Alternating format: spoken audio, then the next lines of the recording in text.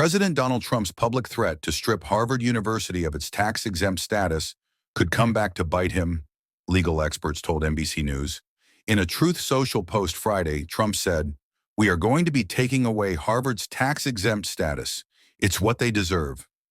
While the IRS has the authority to do exactly what Trump wants, his social media post targeting Harvard adds a potentially complicating wrinkle. There's a way they could do this. Genevieve Lakier, a First Amendment expert at the University of Chicago Law School, said of the IRS stripping Harvard of its existing tax status, but it can't be at the behest of President Trump. Laker, who called Trump's social media post dumb and not helpful, pointed to a law barring the president and other government officials from directing the IRS to investigate taxpayers as a major obstacle. It's not the first time the president has threatened Harvard as part of his broader crusade against educational institutions that he believes do not support his agenda. Perhaps Harvard should lose its tax-exempt status and be taxed as a political entity if it keeps pushing political, ideological, and terrorist-inspired supporting sickness, Trump said on Truth Social last month. He added, "Remember, tax-exempt status is totally contingent on acting in the public interest."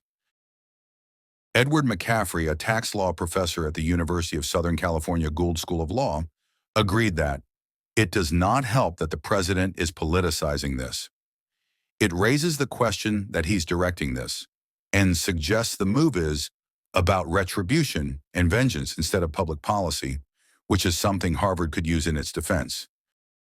Jeffrey Tenenbaum, a Washington, D.C. attorney specializing in nonprofit organizations, said the IRS would face an uphill climb if it decided to move ahead against Harvard, one that could potentially take years.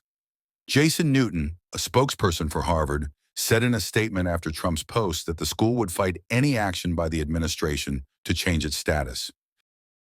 The government has long exempted universities from taxes in order to support their educational mission, he said, and revoking that status would endanger our ability to carry out our educational mission.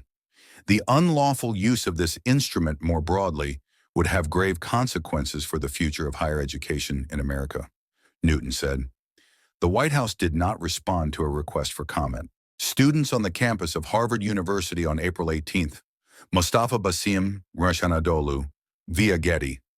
Images file tax-exempt status allows institutions to forgo certain taxes and for their donors to take deductions when they make gifts to them. The statute Lakier pointed to is titled Prohibition on Executive Branch Influence over Taxpayer Audits and Other Investigations.